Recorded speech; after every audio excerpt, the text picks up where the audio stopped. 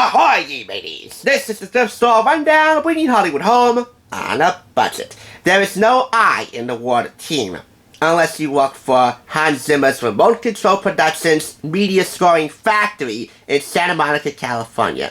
In which case, you wouldn't know who exactly composed the music for this, or any other Zimmer-scored film for that matter. This is Pirates of the Caribbean, or Caribbean, The Curse of the Black Pearl. Primary credit went to Klaus Badelt, who was referred to Gore Verbinski, the director, by Hans Zimmer, who was busy doing The Last Samurai. Zimmer ended up collaborating with Klaus Badelt on some primary themes and motifs for characters during the 3-week deadline for music to be written, produced, orchestrated, and recorded. The deadline was so tight that Hans and Klaus, who collaborated on the soundtrack, called upon 7 other composers to write the music. And they are Robin Salty Dog. I'm not going to attempt to pronounce his last name, but do know this. He won his 2nd Emmy last weekend for scoring Game of Thrones. Robin DiGiordi, James Boot Tuck Dooley, Nick the Admiral Gutty Smith, Steve Bad Boy Jablonski, Blake Blackstone Neely, who conducted the Hollywood Studio Symphony for the sessions, James Maroon McKee Smith, Geoff Broadside Zanelli. What I like about the credits in here is that almost everyone here listed in the crew gets a nautical-themed nickname. Bob Badami, the music supervisor, Robert the Dauntless Eli, Hans Long John Zimmer, Christopher Keelhaul Brooks, Dan Freebooter Pender, Melissa Tortuga Wensmuke. No liner notes other than that and the track listing here.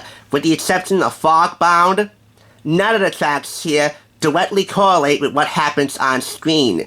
Geoff Zanelli said on his website that the 3-week deadline was so tight they had to come up with names for the album track listing before the album was even released. Klaus Badelt received primary credit, even though we don't know which composer specifically wrote each cue. If you see here, you get a free vacation planning video for a Disneyland resort. They promote that, and they also promote a Disney Visa credit card from Bank One.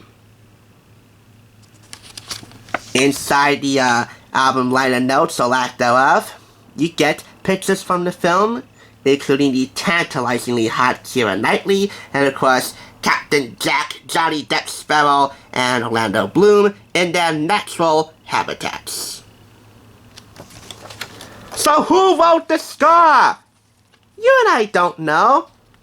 Remote Control Productions is a team effort, but that's not the only issue. Or maybe it's not an issue at all, because, of course, Hans Zimmer is the pinnacle of teamwork. There are plenty of problems ranging from distortion to misled information by way of track naming.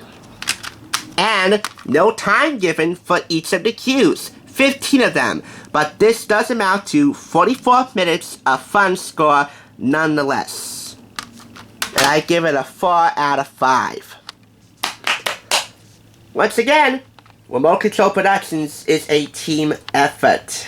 And if they're watching right now, if they get a Twitter, they're going to have to get a different Twitter name rather than Remote Control PR, because that's my handle. And if you don't follow me on Twitter, you definitely should. Heck, their Bleeding Fingers custom music brand are now the primary composers, or should I say is the primary composer, for The Simpsons, replacing composer emeritus Alf Clausen, who is suing The Simpsons and Gracie Films and 20th Century Fox for discrimination on the basis of age.